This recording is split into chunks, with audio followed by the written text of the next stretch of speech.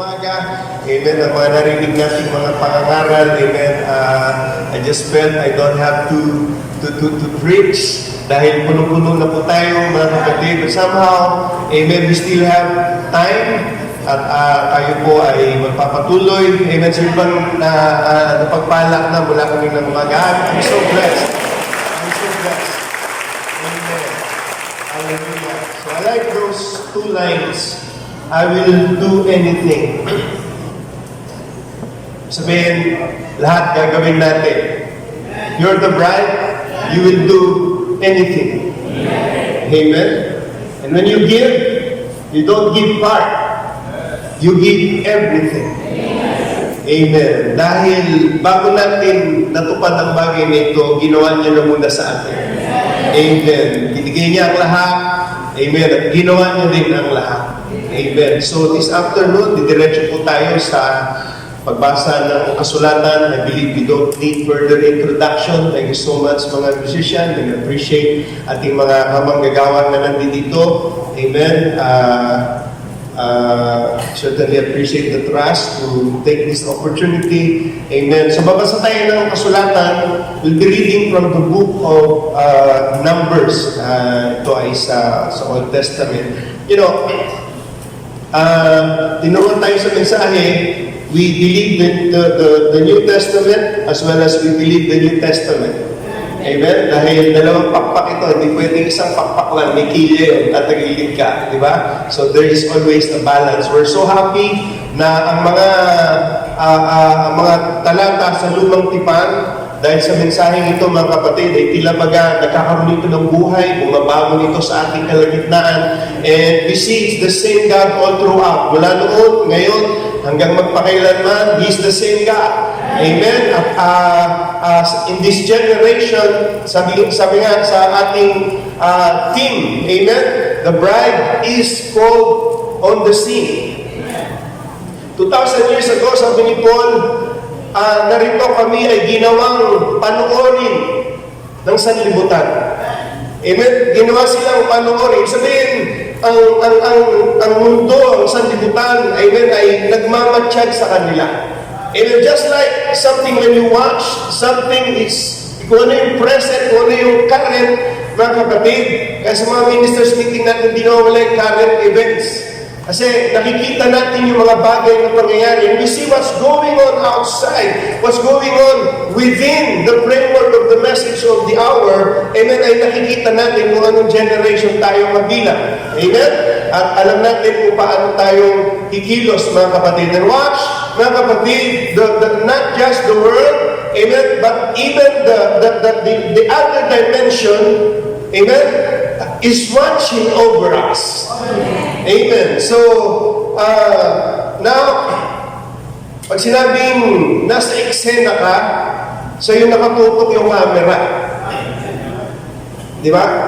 Kaya ngayon, sikat na sikat yung mga social media kasi hindi nawawala sa trend pagka nandoon parati, no? But you see, tingnan natin kung paano tayong tutulungan ng ating Panginoon sa paksa natin ngayon. Let's read from the book of Numbers chapter 27. Sabi dito sa verse 1, Then came the daughters of Zelophehad, the son of Heber, the son of Gilead, the son of Machir, the son of Manasseh, of the families of Manasseh, the son of Joseph. And these are the names of his daughters: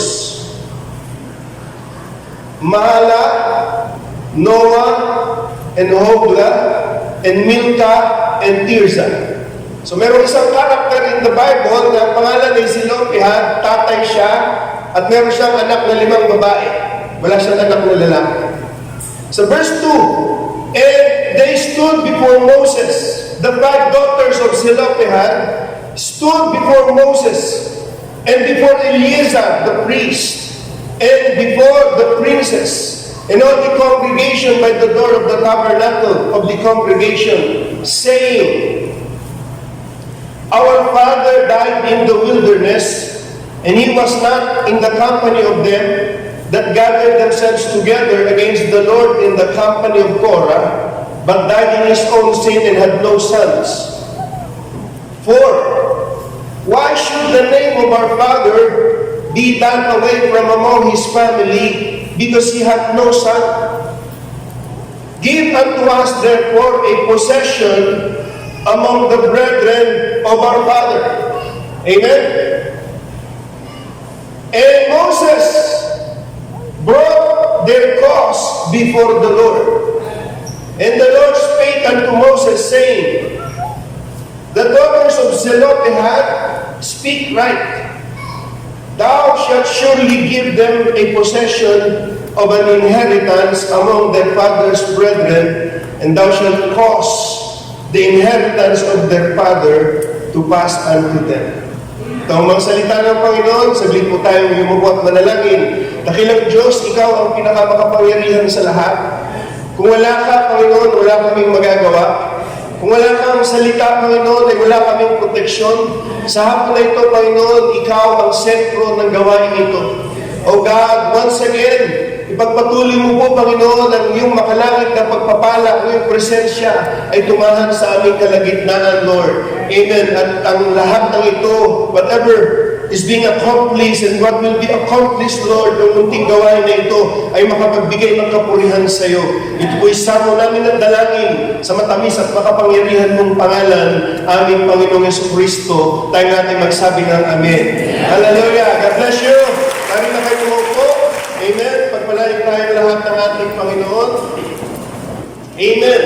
So, the bride is called on the scene, or calling the bride on the scene.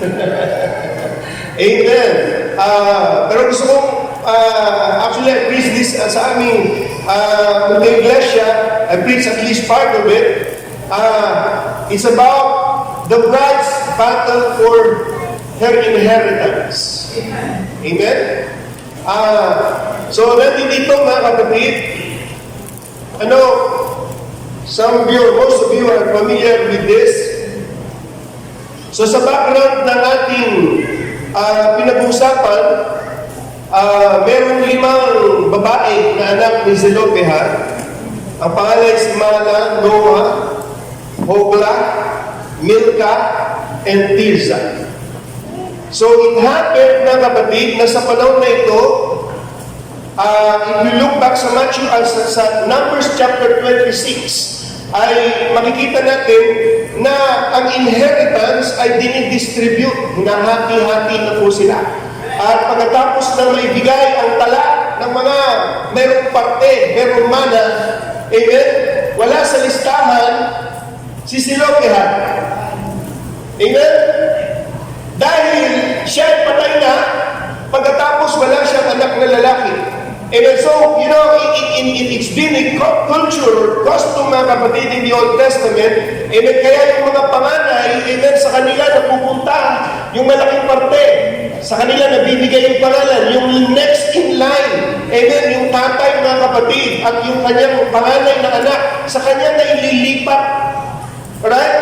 Pero dito, amen, dahil sinusundan nila yung mga bagay na pangyayari in the past. Amen? Kaya nung mag-distribute ng mamanahin ng inheritance, amen, ay walang pangalan si Zelophehad.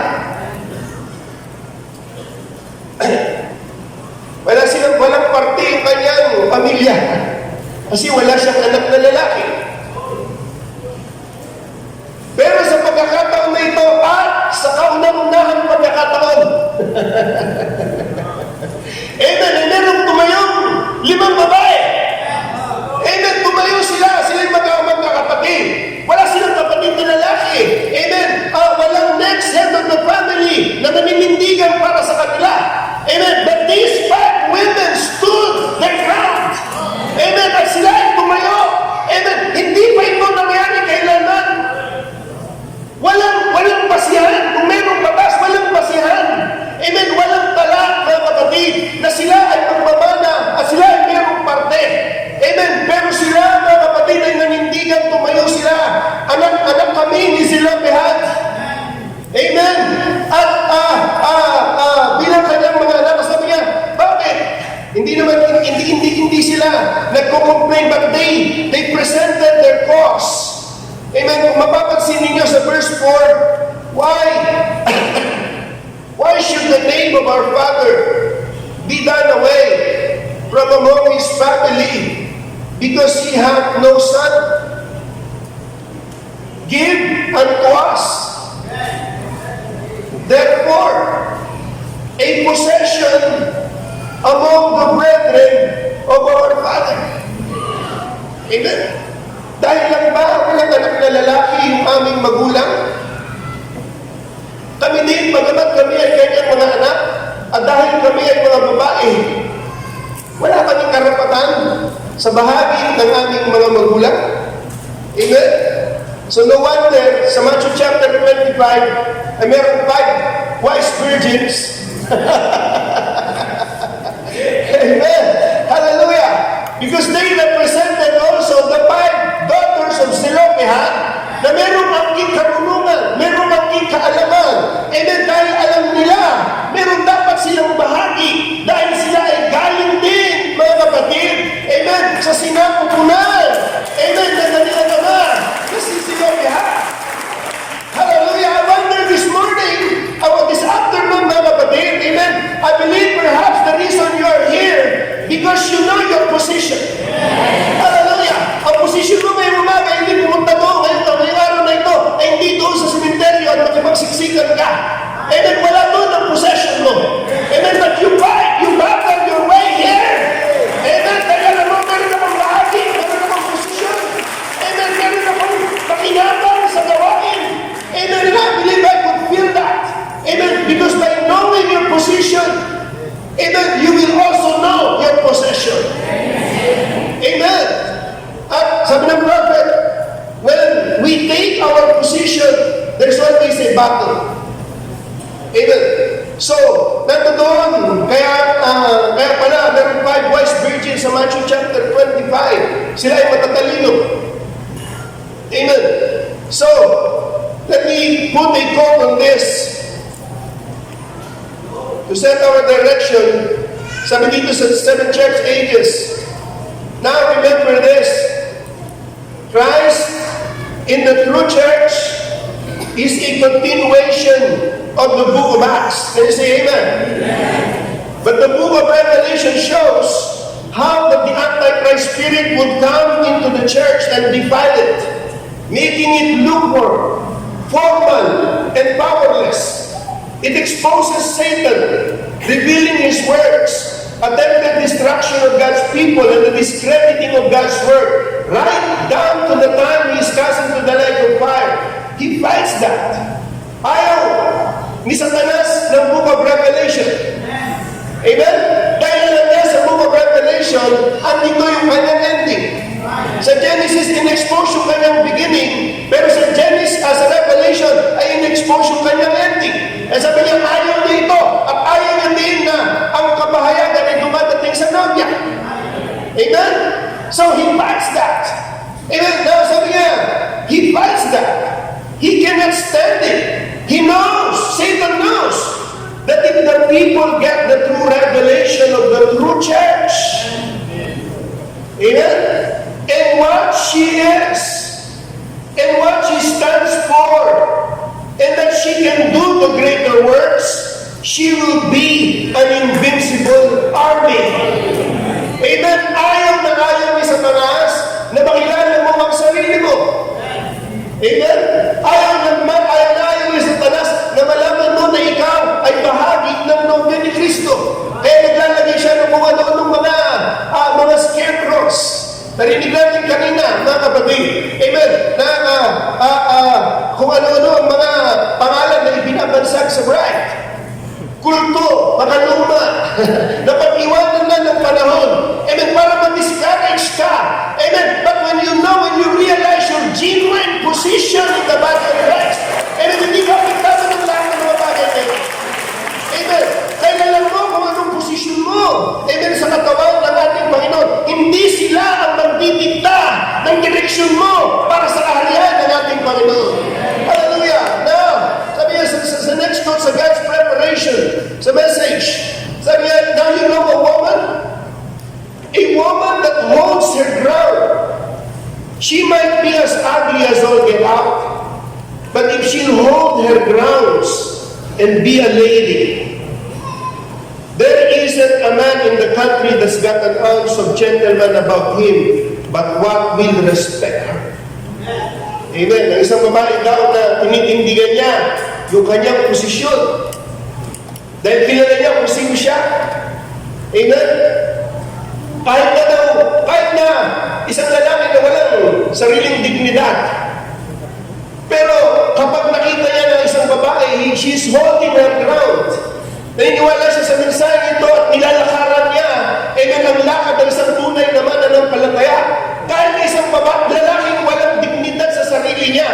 Amen. Ay natututong igalang siya. Amen. Dahil alam niya kung paano niya ikandak yung kanyang sarili dito sa ibabaw ng lupa. Amen. That's very true, mga kapatid. Maski na sa pananamit, makita natin, di ba? Yung mga pananamit, hindi naman ibig sabihin na kayo ay makaluma dahil pag nagbibihis ng tama yung mga kababayan, di ba? Sabi niya, may mga umalis na sa message. Sabi niya, dati kami mga believer ng message pero ngayon hindi na. Hindi totoo yun. Hindi pwedeng dati kang believer tapos alis ka. Ang totoo nun, hindi ka talaga naging believer. hindi ka na totoong believer. From the very beginning, hindi ka talaga believer. Amen. Kundi ikaw lang yung tunay na kulay mo. Amen. Tunay na kulay nila. Amen. Hallelujah. Amen. Dahil natutunan na, hindi na nila kayang lumakad pa. Amen. Sabi niya, now, if a woman, if she hold her grounds and be a lady. Amen. Mga sister, amen, if you can hold your ground and be a lady. Diba? Kahit pumunta ka nga sa restroom ladies. Meron ba kayong nakita mga restroom, nakalagay ladies tapos nakapantalon? Hindi, kahit nga walang ladies di ba? Makikita mo, ma-identify mo kung ano yung papasukin mong pintuan, kung para sa lalaki o para sa babae. Amen? So you see, now here, there isn't a man in the country that's got an ounce of gentleman about him, but what will respect her? That's right, yes. She knows what's right. Sisters, do you know what's right? Right. Amen. And she stands for what is right. And she holds herself right. And the people will think right of her. That's exactly right. Amen. Kaya ako mataas ang paningin ko sa mga kababaihan, mga young people that can stand their ground. Amen. That can sacrifice their own feelings. Amen. Dahil meron silang tribe, meron mga, minsan may mga manliligaw, meron mga, ang tawag dito, you know what I mean? Amen. But because a sister just stand her ground, amen, ay nakaya ng isang tabi yung kanyang damdamin. Siguro kahit na kung iiran yung emosyon ay minsan napapahanga din yung ating mga kasisteran. Pero dahil nababanaan niya na, nag-decide niya na talagang hindi talaga ito believer Hindi ba? Mas mainam pa na panindigan niya ang kanyang sarili kaysa isugan niya ang kanyang kinabukasan, mga kapatid. You know, remember these sisters, brothers, never in the scripture, amen, never in the message na ginamit na pang-entang evangelism ang ligawan. Di ba?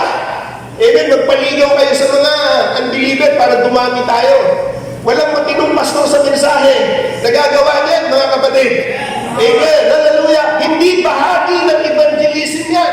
Amen. Hallelujah. But you come to them, you have to stand your ground and they will feel, they will see na meron silang meron kang bagay na taglay na wala sa kanila at mauuhaw sila. Tatanong sila. Amen. Narinig natin kanina, mga kapatid. Another thing, ayan sa Invisible Union of the Bride of Christ, the bride knows where she stands. Amen. The bride knows where she stands. Amen. So, ito yung ating makita natin, mga kapatid. So, the bride, yung limang magkakapatid, alam nila yung kanilang posisyon. And the next thing, sa Numbers 27 verse 2, dahil meron sila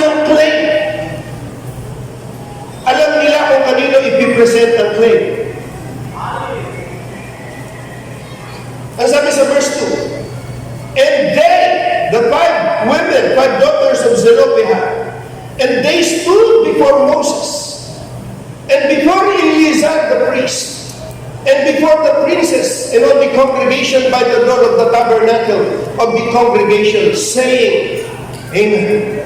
Kanino nila pinresent? Kay Moses. Saan nila pinresent? Sa church. They know their claim. And they know to whom, to where they're going to present their claim. Kasi sabi dito na, Moses brought, dahil si Moses, alam niyang tama ang ginawa nitong mga 5 kababaihan, napaisip si Moses, hindi ko pa narinig ito dati. Di ba? Ngayon lang ako nakakita ng 5 babae na nag-claim ng inheritance para sa kanilang ama. At si Moses hindi siya nagmadali, mga kapatid.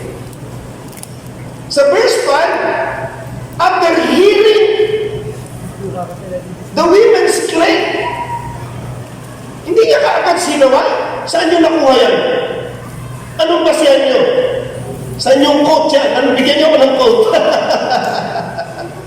Amen. Si Moses, pinakinggan niya. Amen. Si Moses, pinakinggan niya yung claim ng 5 babae. Amen. Where did you get it? Hindi siya naging legalista at nag-stick siya doon. Teka muna, ito na, nakasanayan na natin ito eh. Amen. But Moses, sa verse 5, and Moses brought their cause before the Lord. Amen. Amen. And I believe, tayo mga ministers, tinuruan tayo ng ganito. That when there are certain things that come before us, and it's something new, sometimes it's good to hear, sometimes it's bad to hear. Pero hindi tayo ganun kabilis mag-desisyon. Amen? But we present that cause to the Lord. Amen? Kaya nandito mga kapatid, tama yung claim nila, hindi nila kayang ipaliwanag mga kapatid, but they had something within themselves. Parang yung bukal na sinishare kanina ni Pastor June, amen, hindi naintindihan ng lingkod ng Diyos. Bakit siya galak na galak at bulwak ng bulwak yung tubig? Amen. Dahil doon, sabi niya, hindi yung mga dumadating sa kanya. Pero ang totoo niya, doon sa kaibuturan, doon sa kailalim, lima niya, ay meron ka kung anong puwersa na nagtutulak sa kanya. Amen. It's the same thing with us, mga kapatid. Amen. Dahil meron tayong papahayagan na pinagkaloob sa atin ng ating Panginoon. Amen. And that, because of that seed in you, amen, yun yung nagpupush, yun yung nagtutulak. Amen. Para tayo magalak, amen, at gawin natin kung ano yung mga bagay na nararapat. Amen. So you see, so that's why, amen, parang nagkiklaim, yung isang taong nagkiklaim, sabihin, dahil ko nang nahulog sa SSS, nagkiklaim siya sa PhilHealth.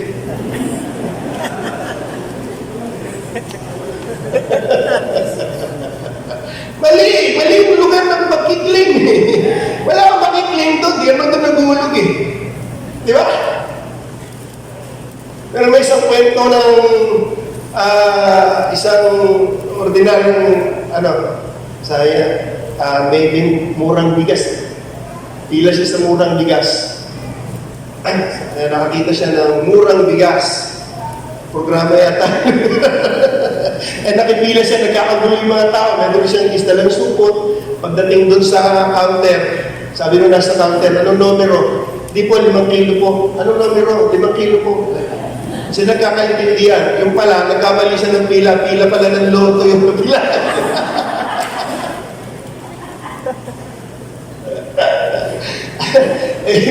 Napakagaya, pumipila pa sa loto, ha? Dapat tama yung pila natin. Amen?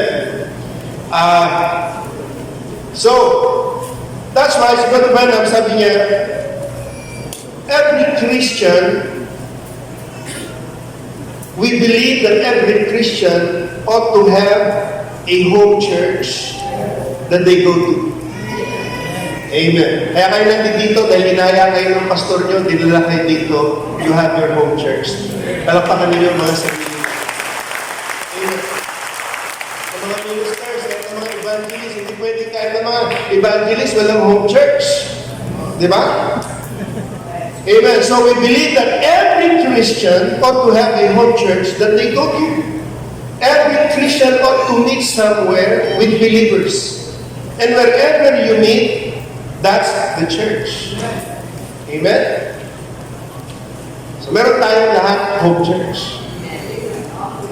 Now, I'm getting my point here dahil you'll be surprised mga kapatid that yung home church natin, ito yung ating, sabi nga, wala tayong attendance dito, wala tayong registration, wala tayong membership sa message. Pero meron tayong identity. Di ba? May identity ka na yung home church, and your home church is where you regularly attend the church. And you support it with your presence and with your tithes and your offerings. Wala akong narinig na amin? Amen. May home church ba kayo?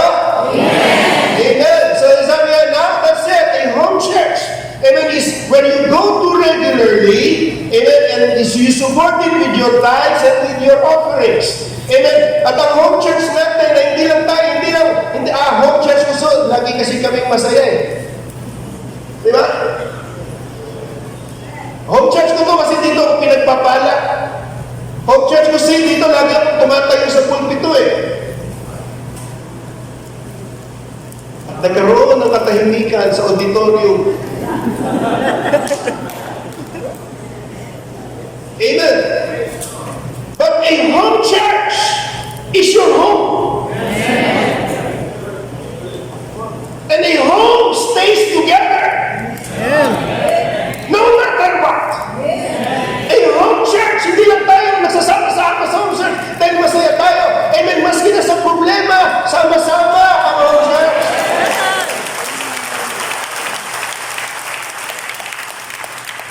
Kaya dito mga kapatid, now when they have it, now meron silang cause, meron silang issue. Wala tayong trust, wala tayong mana. Kanino sila pupunta? Sa susunod na simbahan? No, they approach Moses. They approach Moses. I hope the pastors will be happy after this. Amen? They approach Moses, amen, in the congregation in the tabernacle. Hindi sa barangay. Hindi sa korte. Nag-uusap ang mga magkakapatid. Amen? Hallelujah. Now, you come to think of that. So, nandito. Amen? So, you see, amen, someone is saying, si Brother Branham, meron siya ganitong sinabi. Amen? In the message, Humble Thyself, he said, someone was telling me, I believe it was my brother back there, telling a little story today about a man, a minister, someone of his congregation. He said, he could walk alone. Pastor, sabi niya, kita mo yung troso na yun? Yes, Pastor. Nakita mo yung rumaragas ng tubig sa ilog? Oo, Pastor. Nakita mo kung gano'ng kalawak mula dito hanggang doon? Amen. Di ba ito ni Brother Branham? Sabi niya, he said, Pastor, sure. Sabi niya, he said, I could walk a lot. He said, Pastor, sure, the Lord is with you. He said, I can pack a log across my back when I go across. Sure, the Lord is with you. And he went and done it. He said, I can pack a log and wheelbarrow across at the same time. Sure, Pastor, the Lord is with you. Your faith can do anything. Amen. Sabi nga, sa may troso na yun, tumayo doon sa troso, tapos tatawid ako kahit umaraga sa yung tubig. Ay, naku, pastor, lingkod ka ng Diyos, kaya mong gawin talaga yan. Amen. Sabi niya, naniniwala ka doon? Sabi ko, sabi niya, alam mo, nakita mo yung wheelbarrow na yan, di ba, tinutulak yan? Kaya kong itawid yan. Ilalagay ko doon sa ibabaw ng troso, tapos sasakay ako doon, itatawid ko yan. Kaya mo yan, pastor. Sabi niya, pangatlo, sabi niya, naniniwala ka ba? Yung troso na yan, tutugtong ako dyan, tapos yung wheelbarrow, tapos papasanin pa kita. Hindi ko invento itong kwento na to, Ano kwento ni Brother Branham? He said, I can pack a log and wheel a wheelbarrow across at the same time. Sure, Pastor, the Lord is with you. Your faith can do anything. He said, I can put you in the wheelbarrow and pack the log. He said, now, wait a minute. Yung wheelbarrow, iangkas kita doon. Tapos tatawid tayong dalawa. Nakatungtong tayo doon sa troso. Sabi niya, ibang usapan na yan. Amen. Now this is the problem. He said, now wait a minute, see, paragraph 14. It's different when you're included in it. Yourself. See, now that it's mighty good for us to say here, amen. It's mighty good for us to say, I believe that's true. But then put it in action. You got to put it in action. Hallelujah. Pag manonood lang tayo, okay lang. Pag magsisimpatya tayo, okay lang. Pero pag kasama na tayo sa move, amen? Kailangan ko ba calling the bread on the sea? Pag medyo tumatakili na yung bangka, teka muna. Amen? But you see, amen, nandito sila, hindi nila alam, wala silang basihan. The only thing that they have, amen, is anak tayo ni Zelophehad. Sabi mo, ganun po ba yun? Prophet Moses, dahil lang walang anak na lalaki yung tatay langit, wala na rin kaming mana.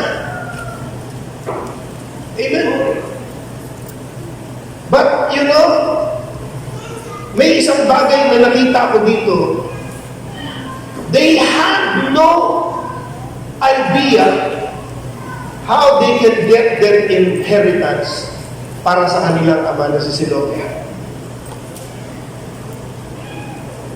Now let's move on. Sabi sa Numbers chapter 27, same chapter. Numbers 27 verse 3. And this is very important. Sabi dito sa verse 3, ano ba? Our father died in the wilderness, and he was not in the company of them that gathered themselves together against the Lord in the company of Korah. The only basis of their claim, dahil kilala nila yung tatay nila, namatay yung tatay namin sa wilderness. Amen? Hindi lahat ng namatay sa wilderness napunta sa impyerno. Amen? Merong Zelophehad na sabi niya, our father died in the wilderness and he was not in the company of them that gathered themselves together against the Lord in the company of Korah. The only basis of their claim ay dahil kilala nila na ang tatay nila ay hindi rebelde. Hindi kayo mga tatay. And that's the only basis of their claim. They were not rebels against God, against the servant of God. Hindi nakisama ang tatay natin sa mga nagrebelde. Lalo kay Moses, hindi siya nakipisan kila Korah.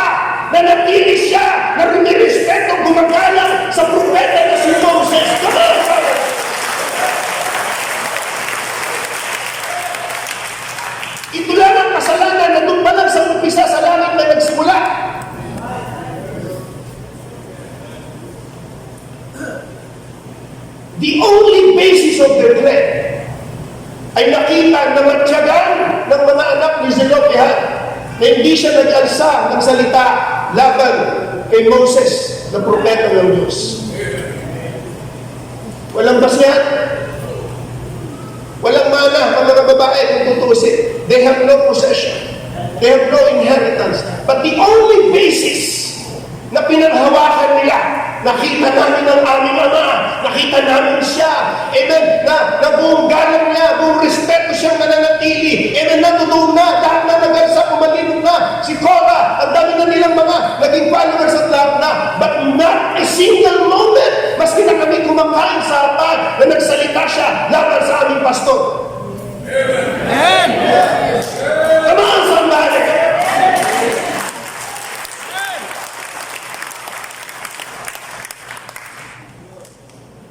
Pala sabi ni Brother Branham, hindi child delinquency problema natin ngayon.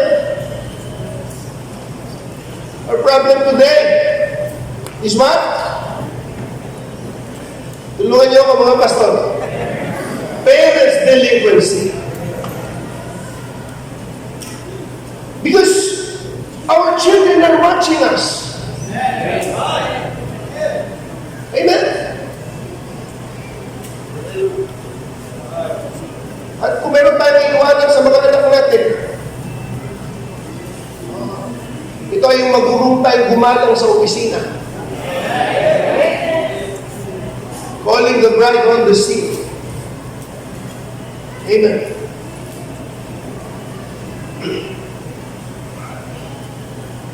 Sa message na title, Respects. Sabi ng prophet, if you can respect the man, respect the office he holds in God. Amen. That's exactly right. See, respect him. If a minister comes up, your pastor always respect him. I've heard congregations talk about their pastor. How? Just talk about him, run him down, ridicule him. How is that pastor ever going to do anything for you? He can't do it. I don't say this church. Hindi ko rin yan sinasabi sa congregation. No, I'm just reading to rebuke that spirit. I don't say this church, but I'm in churches. I have seen that. You've got to love your pastor. You've got to love these pastors here. Hindi nyo na ako mahalin. Mahalin mo lang sila.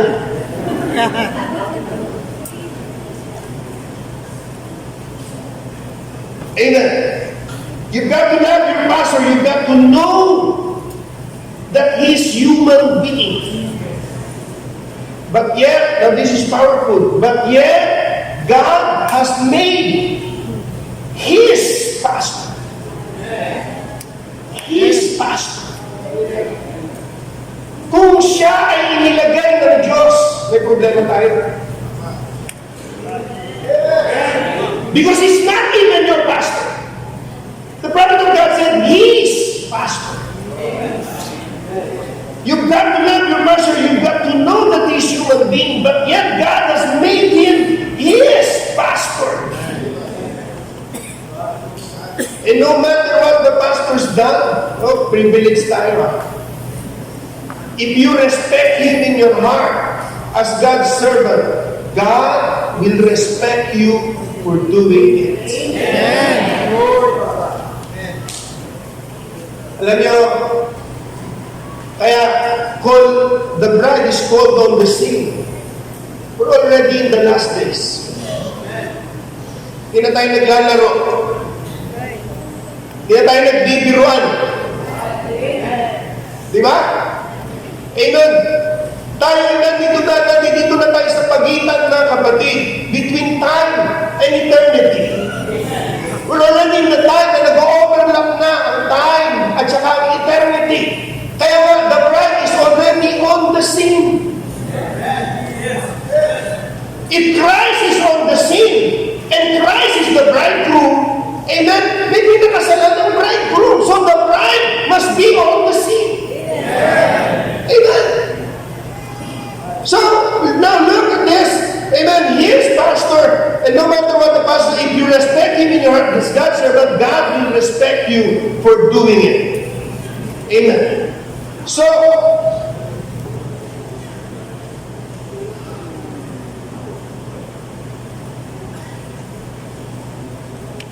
Paragraph 83. Greater than Solomon is here. Look, dito nabanggit ni Brother Branham Elijah, but he was referring to Elisha. I believe it's easy to understand. Now look at Elijah. This is Elisha actually. He was bald-headed. And he was coming down the road. And some little children begin to say, "Oh, bald-head, oh, bald-head, why don't you go up like Elijah did?" Making fun of him. Now that was all right. Them little kids.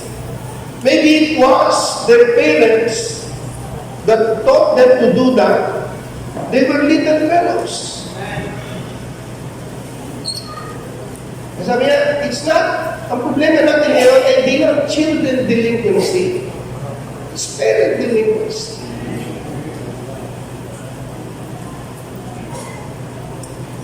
Si Elisha, naglalakad siya, sinundan siya ng mga bata, 42 children, kulang ang buhok niya. Sabi sa kanya, panot, panot! Propetang panot!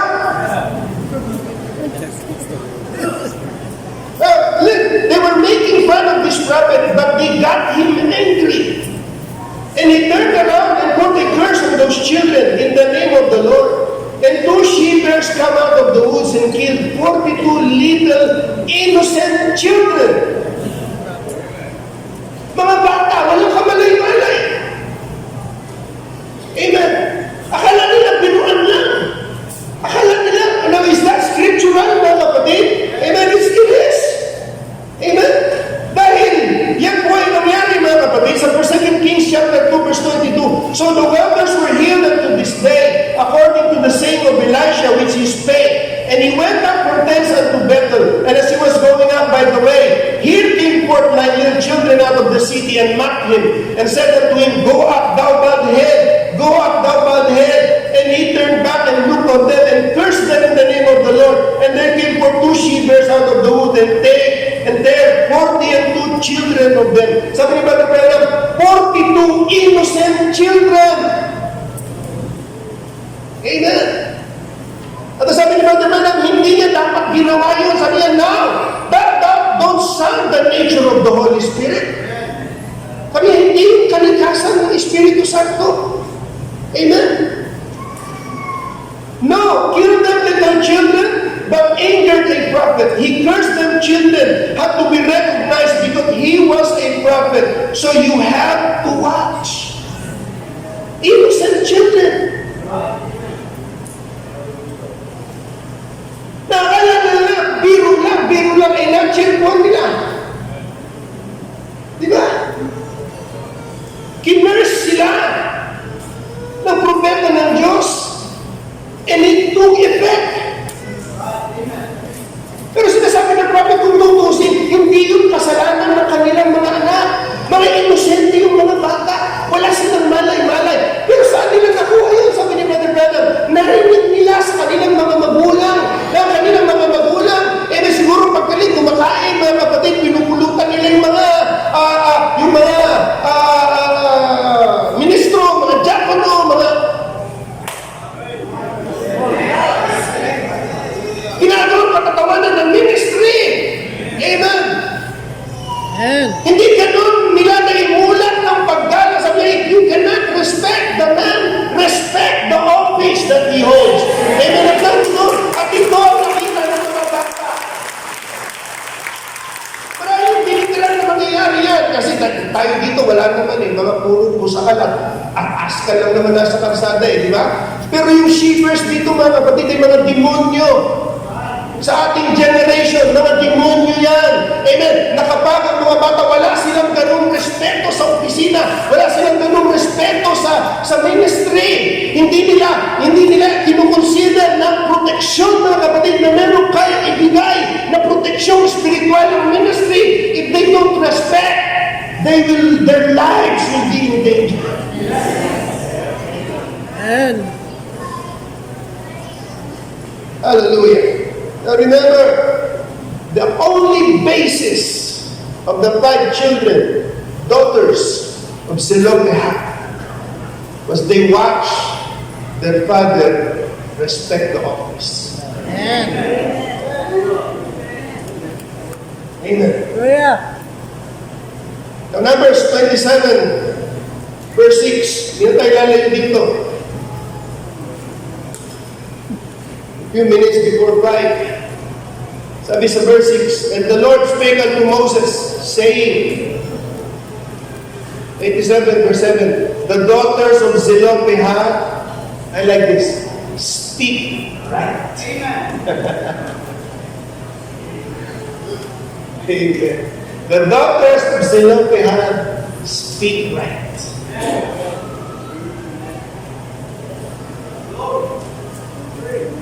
They feel they had the right claim, but they had no basis.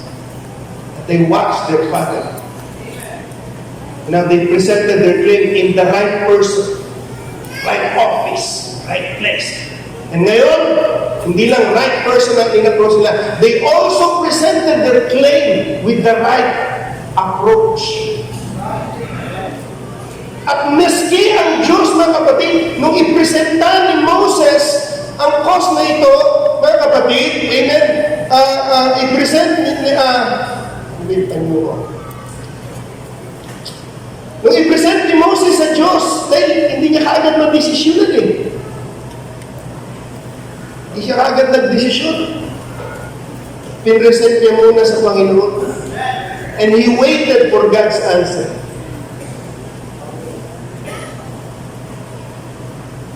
I believe waiting is also a virtue. We need to wait for God's answer. When we ask God, sabi ng prophet, wait for His answer. Amen. So nandito si Moses, and the Lord spake unto Moses, saying, the daughters of Zelophehad speak right. At dahil tama ang kanilang sinalita, ito ang resulta. Thou shalt surely give them a possession of an inheritance among their father's brethren, and thou shalt cause the inheritance of their father to pass unto their glory. Hallelujah! Hindi pa nangyari kailangan. Walang basihan, walang legal basis. Kumbaga. Pero dahil tama ang kanilang in-approach, tama ang lugar na kanilang pinagpresentan, tama yung kanilang attitude. Nung i-present nila kay Moses, at si Moses naman, pinresent niya sa Diyos, and then God answered Moses, Moses, tama ang sinabi nila. They speak right. They speak, they have the right approach, they have the right attitude, they have the right character. Moses, ipagkaloob mo sa kanila yung mana na nararapat para sa kanilang ibigay mo sa kanila, mga kapatid. At hindi lang doon tumigil, mga kapatid, dahil mula nung araw na yon, naging isang degree. Hindi naputol ng blessing doon sa kanila. Mula noon, mga kapatid, because there were 5 women who stood their ground. Amen. And they have the right example, they have the right approach. Mula nung panahon na yun, naging isang degree na kapag ang lalaki, ang tatay, kahit wala siya na anak na lalaki, mula noon ay nagkikinabang na, pati mga anak na babae, kulit na natin sa kanila. When the bride is on the scene, the bride is a game changer. Hindi pa nangyari kailanman. Pero ngayon, mga kapatid, amen, ito ay nangyari because they did the right thing. They spoke the right thing. Remember a woman in this time? Amen? But parang kinukwento niya yung kanyang experience. Amen? Buong araw na silang naghahanap ng squirrel. Wala silang mahal. And then there was a voice. Ilang squirrel yung gusto? No squirrel. I want 3 squirrels. Saan mo gusto? Sometimes it's too good to be true, but it's the truth. Dahil hindi pa nangyari kailanman. Amen? Ilan Saan? Sabi niya, gusto ko doon sa sala na yun. Amen. Lumitaw ang Spirit. Spoken. Hindi pa nangyari kailanman. But it was a Jiwa. Sabi ng prophet, kung paano yung naririnig yung tinig ko, ganun na ganun yung tinig na narinig ko, and it was the voice of God. I want that Spirit in that branch. Amen. At nakatagilid yun. Sabi niya, barilin mo na. Amen. Hindi. Dahil pag binarig ko yung Spirit, gusto ko dito. Kailangan nakaharap. Amen. One Spirit came, he shoot. Second Spirit came, he shoot. Third Spirit came, 3. Amen. At nung kinukwento niya ito, the first time he was telling the story, everybody was astonished. Everybody could not speak. Yung iba, hindi mo alam kung nagulat sila. Yung iba, hindi mo alam kung nagda-doubt sila. Amen. But there was a woman, amen, a little old quiet sister, Haiti, sitting back there, a little dust bonnet on like the country women wear there, and she put on a little clean dress to come over to help her mother cook me a dinner. And she was sitting with her hand like this, and she said, "That's nothing but the truth." Yeah. Samantalang yung iba, nag-aantay sila kung merong sasang-ayon kung totoo ba yung kwento ng prophet. Amen. Si Saraytiran, hindi siya nagdalawang isip. Ang sabi niya, Brother Branham, that's nothing but the truth. Amen. Hallelujah.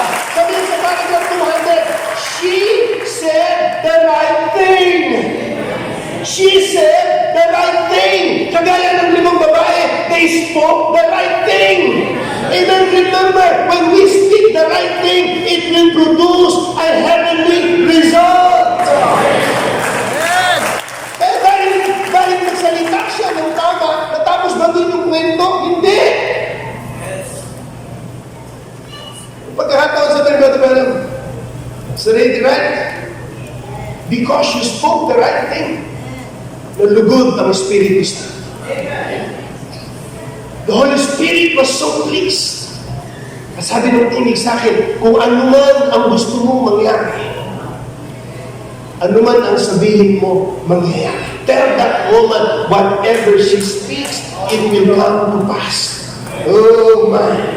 Hallelujah. He said, she said the right thing. The Spirit of the Lord said to me, tell her to ask what she will, and you give it to her. While others were waiting, while others are doubting the prophet, she spoke the right thing. Brother Branham, with all excitement, Brother Branham, that's nothing but the truth. I believe it. And she said the right thing. And the Holy Ghost was there, God was there, God was watching. And the Holy Spirit spoke to the prophet and he said, tell that woman, whatever she speaks, it will also come to pass. Amen. Hallelujah. Isang araw, mga kapatid, amen, dahil sa pangyayari niya sa paragraph 201, tuloy natin, now thus saith the Lord, speak anything that you desire. I don't care what it is. If you want to know what God has given this ministry, speak anything that you desire. Thus saith the Lord, if you speak it behind you, and you'll have it right here. 8 people standing there looking. She said, Brother Branham, what shall I say? I said, it's up to you.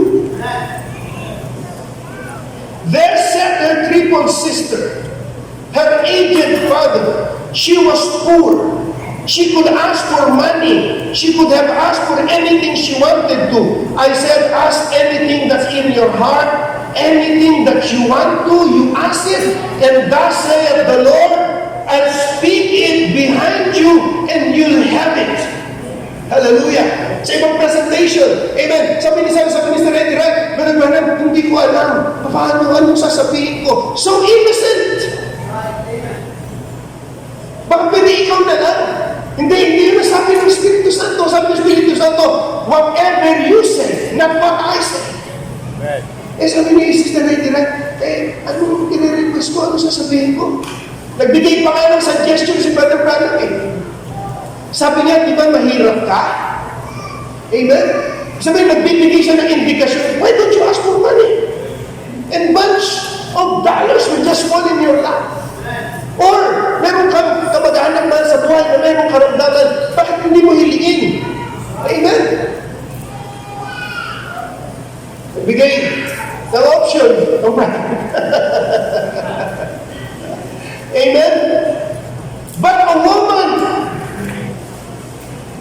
because of her right attitude.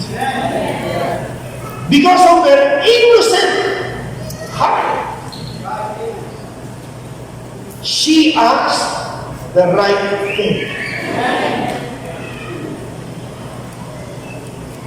Kung humiling siya ng pera, babagsak yung mga pera. Kung humiling siya ng kagalingan, lulundag mula doon sa stretcher yung kanyang mahal sa buhay na mayroong karamdaman. Hallelujah! Pero ang bride, higit doon ang pananaw. Amen! Oo! Amen! Ang kagalingan ay galing sa ating Panginoon. Amen! Hindi imposible, mga kapatid. By the way, we have a sister right now. And Sister Beth Hailo. Amen! Is in the surgery operating room. Amen? Hallelujah! Amen? Alam ko, ang Panginoon ang siyang mag-iingat sa kanya. You speak the right thing and it will come to pass. Hallelujah! So sabi niya, meron karamdaman yung mahal mo sa buhay. Pag hindi ka kagaling siya ng Panginoon, that is good. Amen? Ang tagal niya nang naghihirap. Minsan nagtatayo sila ng simbahan, nagbigay ng offering si Sister Hetty Wright. Ayaw nga tanggapin ng mga trustee. Diba? Sabi niya yung mga trustee, Brother Branham, di ba napakahirap yung babae yan, solo parent lang yan. Nagbigay siya ng ganitong halaga, maliit lang naman to, pero alam namin gano'n siya kahirap eh. Amen. Pero pinigilan pa sila ng prophet, sabi niya, hindi, yan yun. Amen. Hallelujah. Kaya hindi dahilan na tayo mahirap, wala tayong magagawa para sa misyon, wala tayong magagawa para sa gawain ng ating Panginoon. Amen. Hallelujah. Hindi tayo makakadalo ng gawain dahil tapos tayo na kapatid. Never! Hallelujah. Kung anak ka ng Diyos, hindi yan magiging dahilan sa iyo. Narito ang napakahirap na babae. She was raising two children. Amen. Hallelujah. Nagbigay siya ng offering para doon sa building. Amen. Ayaw tanggapin sa awa ng mga trasi. Ayaw nilang tanggapin. But the prophet of God said no. Amen. Yan lang ang paraan para siya pagpalain. Yan lang ang paraan para siya pagpalain. Hallelujah. Sometimes when you give, hallelujah, it's not, you give not by abundance. Amen. Ang bride hindi nagbibigay kasi sobra. Hindi, ang bride nagbibigay yung nasasaktan ka na.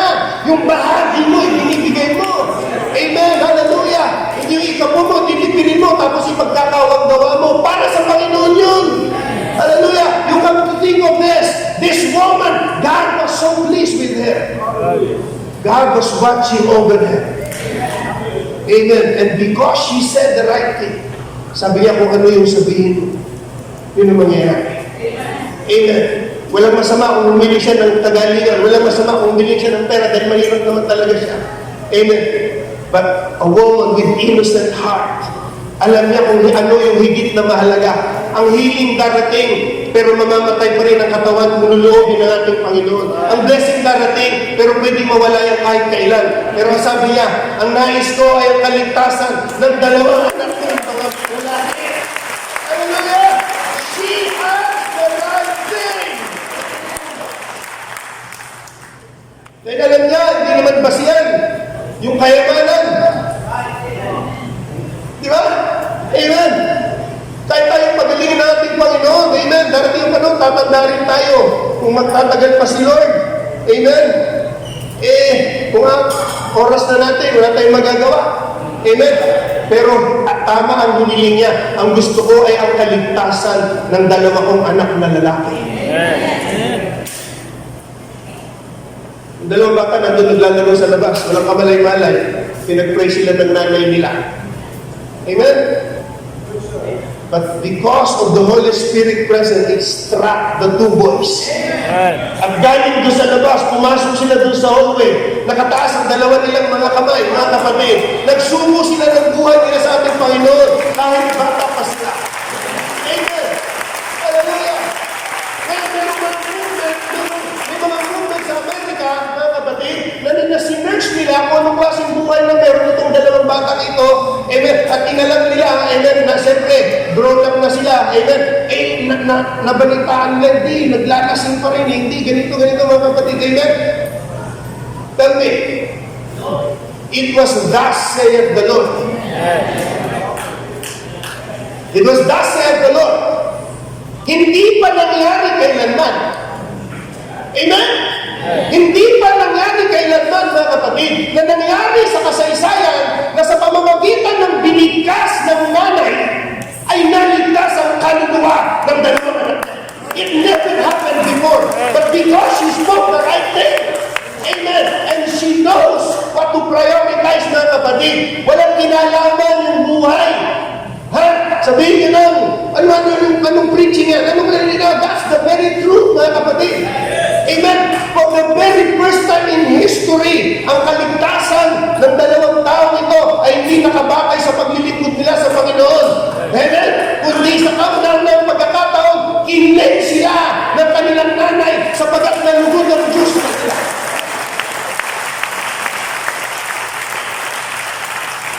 I don't care, but I believe that was thus saith the Lord. Amen. Hindi para ko siya sa atin, ifigurado sa atin. It was thus saith the Lord, and God never fails. Amen. Hallelujah. Ano doon? Kaya sabi na, I believe, sabi niya sa paragraph 205, I believe that the church of the living God is moving into a sphere now that's going to shake the whole world. That's the first time it's been since the days of Jesus of Nazareth to a human being. Ask anything that you will, and it shall be given unto you. Anything you desire, don't you see the words of Jesus Christ being fulfilled? Hallelujah. Now, going back to our topic, again, continue on our topic, calling the bride of the sea. Laodicean Church, sabi dito, the church is no longer the mouthpiece. If we can search it, I will appreciate it.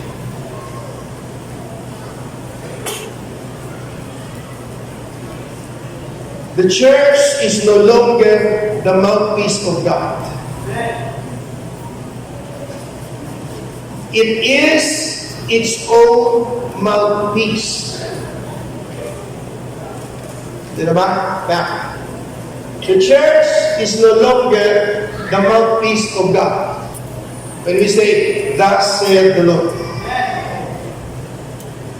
Pero sabi ng prophet, it is its own mouthpiece. Are we getting it? If you are in your rightful position, just like this woman had right, hindi na kailangang magsalita ng propeta ng thus saith the Lord. Although he did before. Pero yung bride, hey, right, siya na mismo ang nagsalita. Kung ano yung sinabi niya, yun ang nirecognize ng Diyos. I want the salvation of my two sons. Wala nang thus saith the Lord kasi sinabi na ng prophet before. Amen? Ang nangyari dito, if God is its own mouthpiece. Now the next line, watch. So God is turning on her. Let that sink now. God is turning on her. From the prophet, God is turning on her. Bride, speak!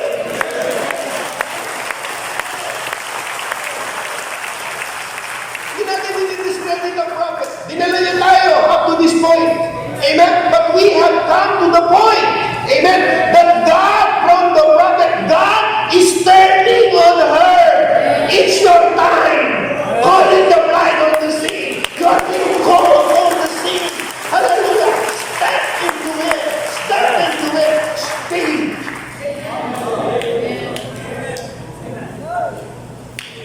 Never did it happen before. Sabi ng prophet, pumapasok na tayo dun sa sphere na yun, dun sa atmosphere na yun. Amen. But it takes the right attitude to be there. It takes the right approach to be there.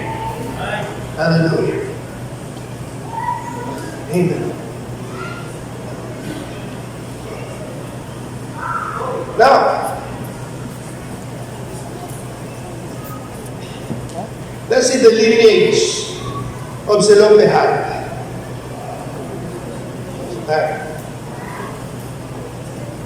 Overtime na tayo. Okay, give me more 10 minutes. Kaya natutuwa tayo sa brand eh. Magalang sa picture eh. Kanina si Pastor, 30 minutes eh. Tapos nagpa-awit pa ng 15 minutes. Pero walang iwanan. Amen. Hallelujah. Nagpaparinig na ako, ha? Amen. Hallelujah. But I'm closing in a few minutes. Now, listen. The lineage of Zelophehad, sa 27 verse 1, then came, sabi dito sa verse 1, then came the daughters of Zelophehad, the son of Heber, the son of Biliah, the son of Machir, the son of Manasseh, the families of Manasseh, the son of Joseph. Nakita niyo yung root? Yung root ni Zelophehad, amen, dire-diretso sa dulo kay Joseph. Eh di ba si Joseph type ni Christ? Nakita niyo yung lineage ni Zelophehad? Amen? So yung lineage, amen, ni Zelophehad, mga kapatid, siya ay nandoon sa lineage ni Joseph na anak ni Manasseh. I like this. I hope you like it too. Amen. Manasseh. Di ba si Joseph may dalawang anak? Si Manasseh, tsaka si Ephraim. Amen? Si Manasseh, tsaka si Ephraim. So itong 5 babae na anak ni Zelophehad ay nakalinte sila kay Manasseh. Joseph, Manasseh, onward to Zelophehad. Tapos 5 babae, mga kapatid. Amen. Now, magbuksan natin sa Genesis chapter 48 and see. Genesis chapter 48. Alright. Now, sa Genesis chapter 48, and it came to pass after these things that one told Joseph, behold, thy father is sick. And he took with him his 2 sons, Manasseh and Ephraim. Amen? So, fast forward na tayo. So, verse 9, and Joseph said unto his father, they are my sons, whom God hath given me in this place. And he said, bring them, I pray thee, unto me, and I will bless them. Amen? So ngayon si Jacob, now Israel, sabi niya, sige, dalawang kasama mong bakanan. Mga anak ko sila. Amen? Si Manasseh yung panganay ko, si Ephraim yung bata. Amen? Okay, ilapin mo sila sa akin kasi bibigay ko yung basbas ko sa akin. Amen? At ngayon, mga kapatid, sabi dito, and Joseph took them both, Ephraim in his right hand, toward Israel's left hand, and Manasseh in his left hand, toward Israel's right hand, and brought them near unto him. So, si Israel, mga kapatid, nandito siya, nakaupo siya, amen? Ito yung kanan niya, pero kaliwa ni Joseph. Ito yung kaliwa ni Israel, kanan ni Joseph. Nung dumating si Joseph, nilagay niya sa kaliwa niya si Manasseh, kasi ito yung panganay. Para pag binigay yung blessing sa kanan, kay Manasseh ibibigay. Amen? At susunod, mas bata si Ephraim nandoon. Alright? So ngayon, nung ibibigay na ni Israel yung blessing niya, amen, nandito si Manasseh, nandito si Ephraim. Matanda na, malabo na yung mata. Di ba? You can read that. Nung ibibigay na yung blessing, nag-cruise yung kamay ni Israel. Amen. Yung kanan na dapat sana inaasahan ni Joseph kay Manasseh, dahil yun yung panganay niya sa natural. Amen. Nag-cruise yung kamay, pumunta kay Ephraim. Yung kaliwa, napunta kay Manasseh. Tapos sabi niya, Papa, hindi ganyan. Amen. Mali. Sabi niya, yung dapat, yung kanan mo kay Manasseh, nasa harap mo lang. Yung kaliwa, kasi mas bata si Ephraim. Amen? Mas bata si Ephraim. Kaya dapat, yung kanan ang ibigay mo kay Manasseh. Sabi niya, hindi. Malabo ang paningin ko, pero malinaw ang isip ko.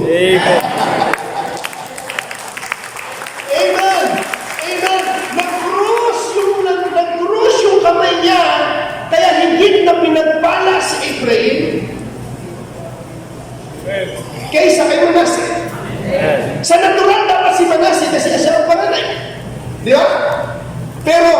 at that, yung mas bata ang nakinabang ng full blessing, second lang si Manasseh. Amen. Now we understand. So lahat ng pinag-usapan natin, yung 5 mga babae na anak ni Zelophehad, sila ay nakalinya, kanino? Kay Manasseh. Amen. Hallelujah. I hope I can find it. Amen. Now, sabi sa prophet, I don't know where it is. Pero, so si Manasseh, sabi dito, amen, now, si Manasseh na kapatid, siya yung panganay sa natural, pero si Ephraim ang binigyan ng blessing. Now look how the prophet of God said this. Sabi niya, si Manasseh ay tipo ng Jew. Amen? Si Manasseh ay tipo ng Hudyo. Si Ephraim ay tipo ng Gentile bride. Amen? Manasseh, panganay sa natural. He came to his own and his own received him not. Diba? Dapat ang full blessing ng Israel, ang bayan ng Israel, o ang bayan ng Diyos, mga kapatid. Amen? Pero, dahil sa krus, the krus ang blessing. Yung blessing, hallelujah, napunta kay Ephraim. Ang sabi ng prophet, si Manasseh ay type ng Hudyo, samantalang si Ephraim ay type ng Gentile bride. Hallelujah! Type ng Gentile bride. Amen! Ang Israel ay bayan ng Diyos. Hallelujah! Pero ang Gentile, bride of Christ. Tumanggap ka ng full blessing. Yung blessing ay lumampas kay Manasseh, napunta kay Ephraim. Mula sa Hudyo, napunta sa Gentile bride. And that's why you are enjoying this message of the hour.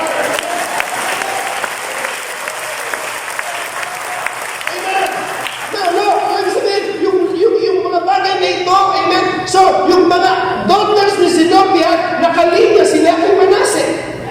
Amen? Pero yung bride, spiritual, nakalinya tayo kay Ephraim. Na meron full blessing, higit na pinagpala. Pero tingnan ninyo mga kapatid, ang Israel ngayon, lahat ng camera nakatutok sa kanila. Israel is being called on the scene. Sa natural, natutunan sila. Amen. Hezbollah, Hamas, lahat ay dinidigma sila ngayon. Walang tigil, walang buknat ang pakikipagdigma. Ang lahat ng mga kamera, ang lahat ng mga balita nakatutok sa Israel because they are being called also on the scene. Amen. And at the same time sa natural, ganun din sa spiritual, ang Diyos tinawag niya na rin ang kanyang nobya. Para ipamalas na ikaw ay nakikinabang ng full blessing. Kung bakit na blessing sa panganay ay napunta sa iyo. Ephraim, Gentile bride, ang full blessing ay binigay ng Diyos sa iyo. Amen. Now in the natural, if we're going to define the names mga kapatid ng 5 anak ni Zelophehad, amen. Babao ko na ito sa inyo. Bonus. Amen. Sabi dito,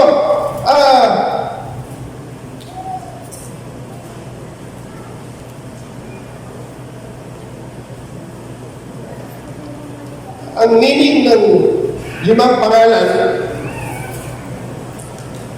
the name, ang pangalan ay si Mala. Ang ibig sabihin ng Mala ay forgiven. Amen? Sa Old Testament, forgiven. Pero sa bride, justified. Amen. Sa bride, justified. More blessing. Hindi ka lang pinatawad. Inaring ganap ka as if you have not done it in the first place.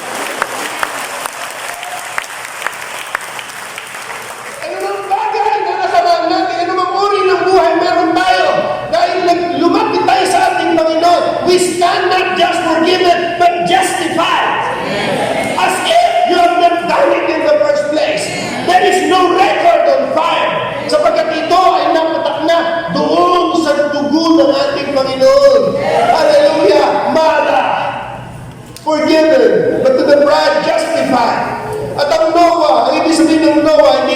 sa baha, anak ito ni Zelophehad, Noah, ang ibig sabihin ng Noah ay movement.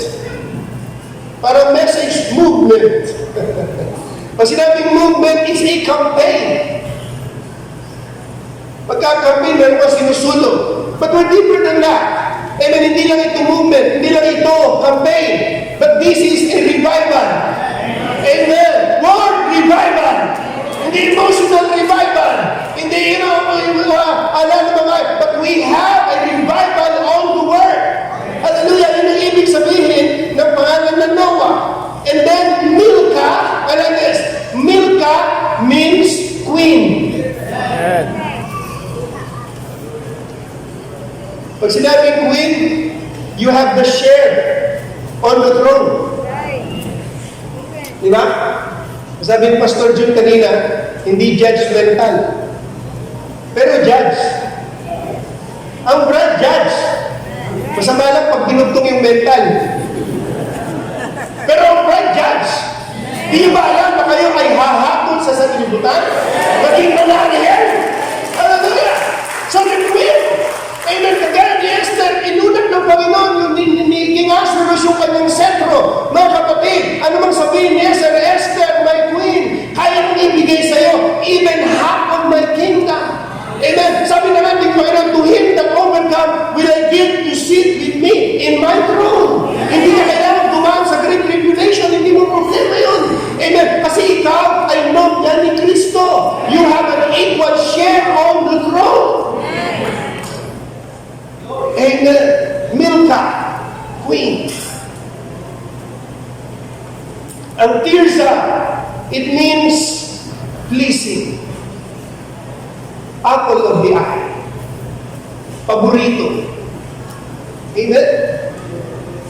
Nothing happens by accident. Itong mga pangalan na ito na binigay ni Zelophehad sa kanyang mga anak na babae, now we realize meron silang future connection and now we see it. Na lahat ng mga quality ito nasa bride ngayon. Nasa bride ngayon. We stand justified before Him. Amen. We have proclaimed. We have, yun ang unang ginagawa ng ating Panginoon. Amen. Ay ariin tayong ganap. There is no more remembrance of sin. Amen. And then, from there, we have to move. Amen. And then, meron tayong bahagi sa trono ng ating Panginoon. Tayong paborito ni Lord. Di ba? Apple of the eye. Isipin nyo si Sarah, dahil asawa siya ni Abraham, ang Panginoon, may covenant kay Abraham. Di ba? Kay Lot, wala. Si Sarah nga, nagsinungaling eh. Si Sarah nga, ininsulto ang Diyos. Ako, tanda-tanda ko na, magkakaroon pa ako ng pleasure sa aking Panginoon. Amen? Sabi ng Panginoon, meron pang mahirap sa Diyos. Walang faith si Sarah. Di ba? Pero dahil merong covenant ng Panginoon kay Abraham, na-spare si Sarah. Si Mrs. doon, tumingin lang sa likod eh. Naging haliging kasi. Aren't you glad, mga kapatid, na ang Panginoon, ang mata niya, laging nakatingin sa akin. His watching over. And hogla means circling, dancing. This represents worship. So the bride is a worshiper, apple of the eye, reina, revived, and justified. Amen. Hallelujah. That's why God is calling you on this day. Amen.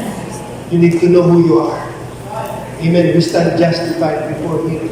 Kaya ang Panginoon, mga kapatid, I like how Brother June ended up this morning. Amen. Like Moses. Di ba si Moses? Pinabalik siya ng Panginoon dun sa bato. Si Moses na emotion siya. Sinaktan niya yung bato. Pero kahit nasaktan yung bato,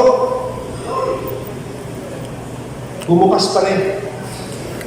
Nagbigay pa rin ng tubig. Sometimes nasasaktan natin si Lord. Na-offend natin siya. Pero pag may kailangan tayo, lumapit tayo sa Kanya, bumubulwak pa rin ang tubig. O kailangan natin yung mapahinga. Most of the time, we offend to Him. Our attitude, but the things that we see, the things that we speak, the way we conduct ourselves, sometimes we disappoint God.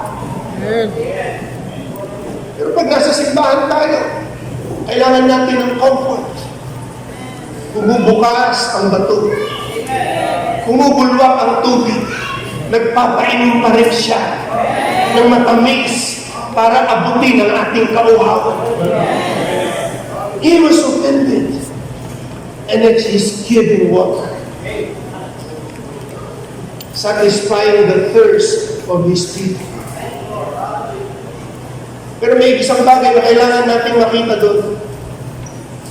Dahil sa pag-ibig ng Diyos kay Moses, hindi niya hinayaan na si Moses magpatuloy sa lakad niya.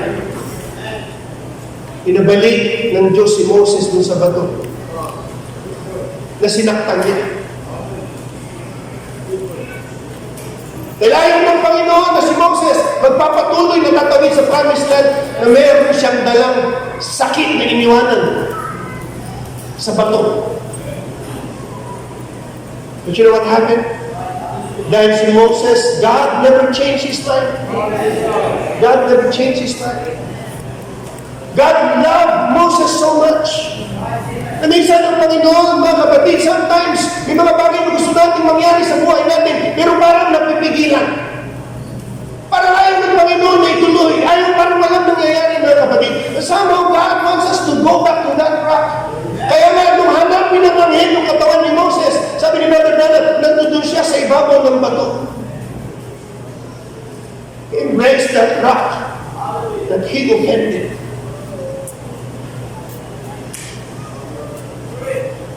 Dahil ayaw ng Panginoon, di ba yung manatili ka dito, di ba hindi mo maitawid? I have raised Joshua para itawid niya ang bayan.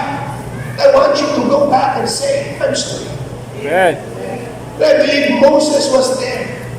Pero alam niyo, pinatunayan ng Panginoon na nilingap ng Diyos si Moses. Dahil pagdating ng Matthew chapter 27, mga kapatid, sa Mount Transfiguration. Hallelujah! Ano doon?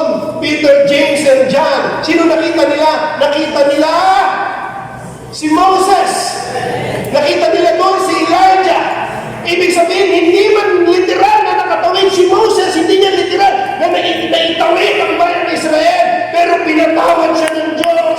And dahil pumunod siya, kung sa ibabaw ng bato, niyakap niya ang bato. Kaya yun ang Panginoon na magpatuloy tayo. Amen! Inaralan ng Panginoon ng taba ang punong kahoy ng buhay. Dahil ayaw magpatuloy ng Diyos si Adan at saka si Eva. Mayroong kasalanan. Pansamantala, inaralan niya ito. Pero ang Diyos that provide ang sacrificial lang. Pumatay siya ng hayop para sa kanila. Pagpapatunay ng Panginoon, mahal niya tayo. Pagpapatunay ng Panginoon, nililingap niya tayo. Pagpapatunay ng Panginoon na walang ibang gusto ang Diyos para sa atin, kundi matawid natin. Hallelujah! Yakapin tayo ng Kanyang biyaya. Manumbalik tayo sa Kanya sapagkat ito ang nais ng ating Panginoon. Hallelujah! Amen! Justified. That moment, pinag-usapan na rin natin ng tubig. And in that moment, sabi niya, Panginoon, Simon, inimbita mo ako dito. Pero hindi ka nagbigay sa akin ng tubig. Pero itong babae ito, amen, yung pinakamahalaga na wala sa kanya. Yung kinita niya sa maling uri ng buhay niya. Hindi yun binigay niya. Diba? Pumunta siya doon sa nagbebenta, bumili siya ng mamahaling ointment, perfume. Nasimot yung kinita niya sa masamang pamumuhay. Pero ngayon, ang kapalit ay pagbago. Pag lumapit tayo sa ating Panginoon, aalisin niya lahat ng karumihan sa atin.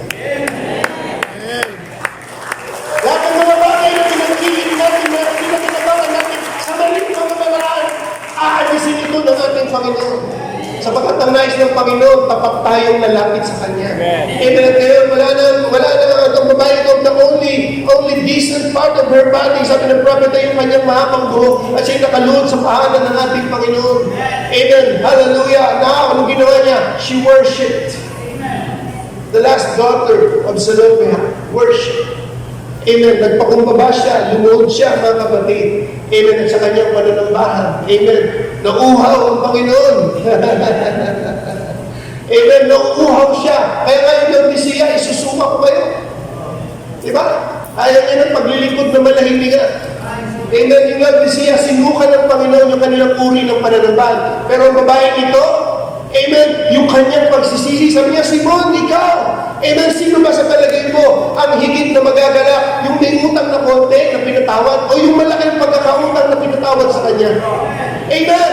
Yung babae ito, alam niya na siya ang tinutukoy, ang laki-laki ng pagkakautang niya, ang laki-laki ng atraso niya, mga kapatid. Hindi niya maiangat yung kanyang ulo. Nagpakumbaba siya ng gusto, mga kapatid.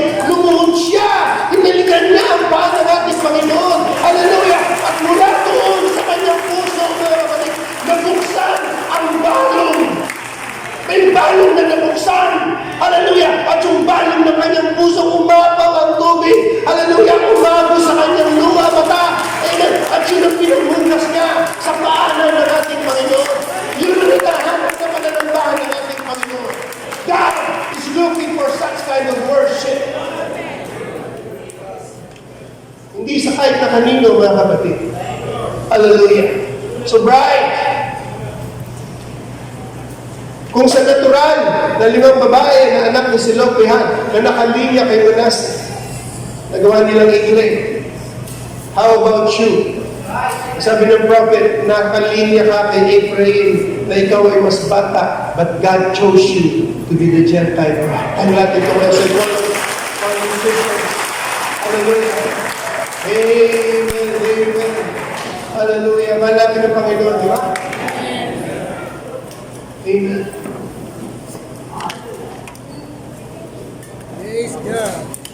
Wala ibang makapagbibigay ng kagalakan sa Diyos kundi ang bride.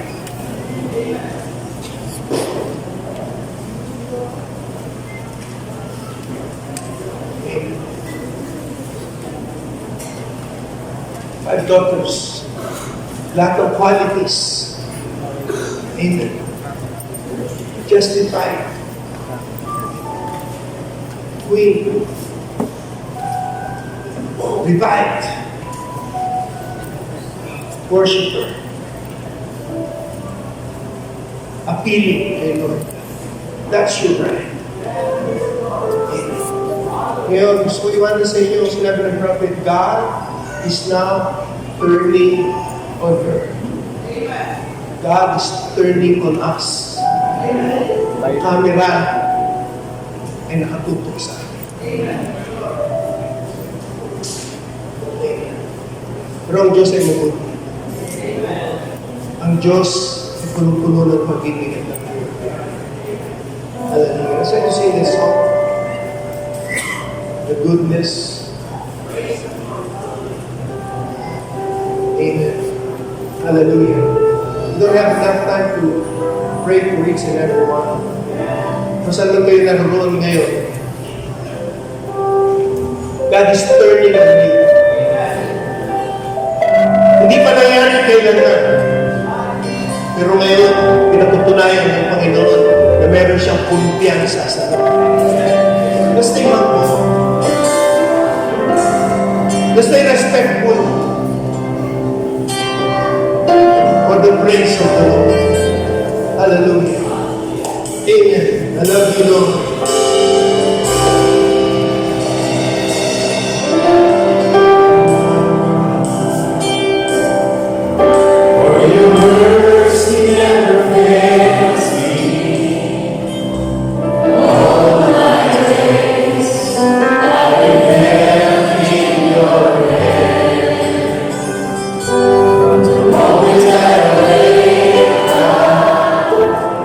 Till I lay my head.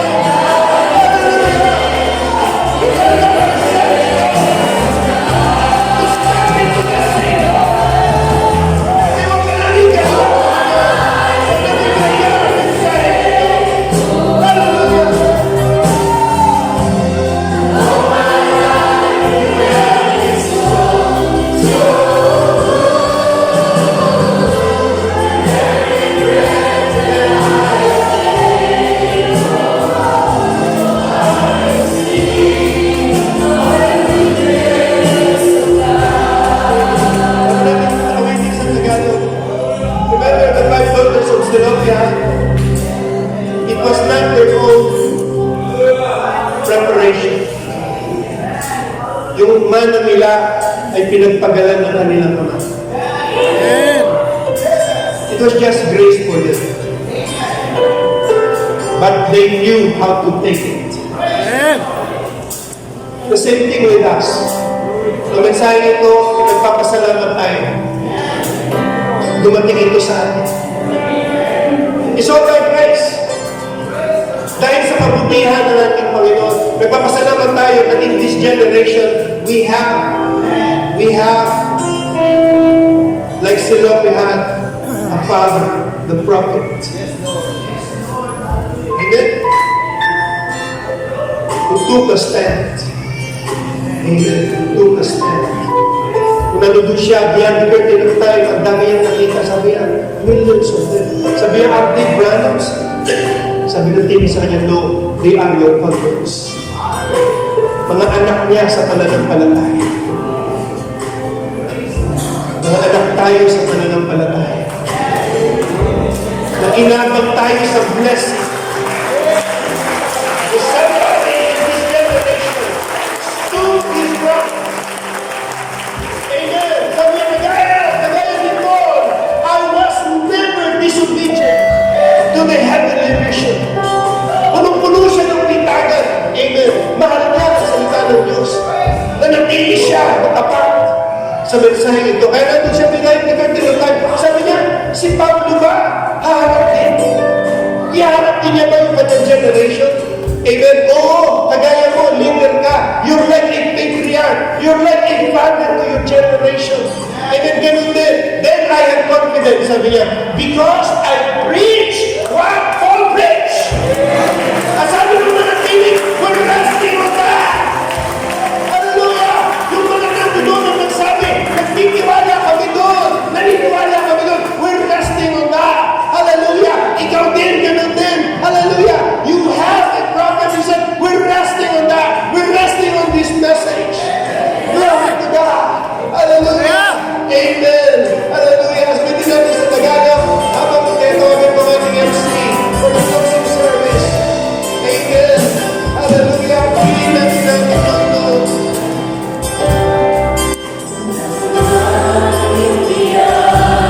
Amen!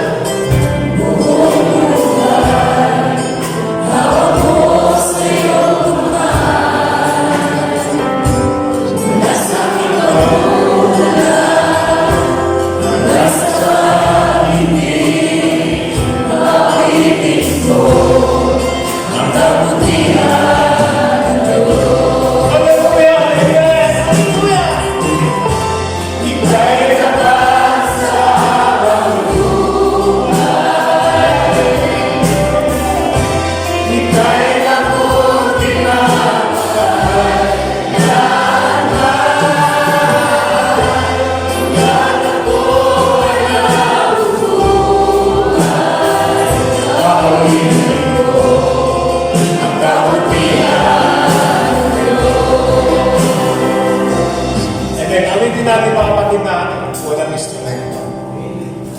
Galing na pa sa